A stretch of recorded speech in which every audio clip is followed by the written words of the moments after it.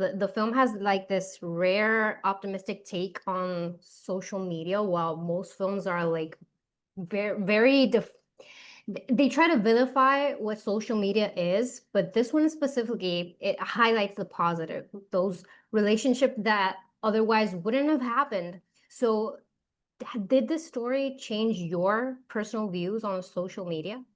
Well, what I think what's interesting is that I'm a 28-year-old and I've been on the internet since I was like 7 years old, right? I had like a desktop Dell computer with like a dial-up connection. And so I grew up on the internet and I have found a lot of my friends through the internet and a lot. So for me, this movie actually was like, oh, finally, there's something about like the positives of the internet, which there are. I mean, we're all on the internet. There's got to be some positives to it, right? And so I just thought it was really cool that it wasn't like a sensational, like true crime horror movie. It was actually about connection and finding connection through the internet and what can happen in this like very isolating, lonely place as it is America in the technology age.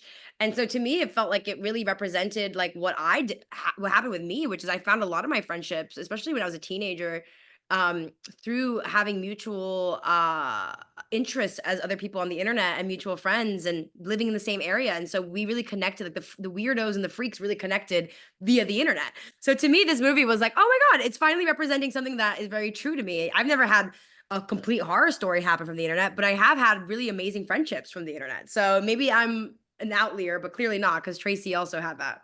Yeah, exactly. So about that relationship, which is the heart of the film, between you and John Leguizamo, it does walk this very careful line. So there's always like this immediate tension that audiences could bring.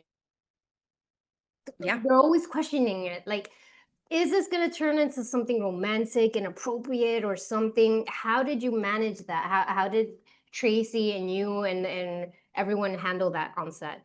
So we were very aware of that because that's Mhm. truly like obviously like the big problem is we don't want it to look like some kind of predatory thing.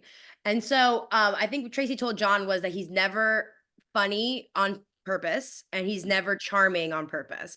And so and the fact that the actual story was some a man who was deeply just wanting friendship with Tracy and having this mutual friendship, it always grounded it in reality. Where there were times where we made sure to really make it realistic. Where like like obviously his wife is gonna question it at first, but then once she sees it, it's gonna be we had to walk the reality of it and the perception of it very carefully. And so I think we pulled it off in a good way where it's just two awkward human beings who like just really wanted to like have this like fatherly daughter kind of friendship. And to me, it always felt really real because John and I were instructed never to be charming and never to be funny on purpose. So it actually really worked. I don't know how Tracy thought of that, but it was like perfect.